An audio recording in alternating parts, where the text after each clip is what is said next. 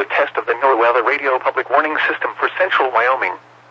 The following counties and transmitters are covered by this test. Central Fremont County by WXM61. Northwest Fremont County by WNG723. Hot Springs County by WNG573. Natrona and Converse counties by WXM47, and Johnson County by WNG662.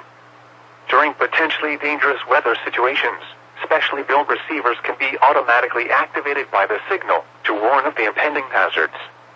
Tests of the signal and your receiver's performance are normally conducted by the National Weather Service between 11 a.m. and 1 p.m. on each Wednesday. If there is a threat of severe weather, the test will be postponed until the next available good weather day. Reception of this broadcast, and especially the warning alarm, will vary at any given location. This variability can occur even though you are using a good quality receiver that is in good working order. We now return to our regular programming.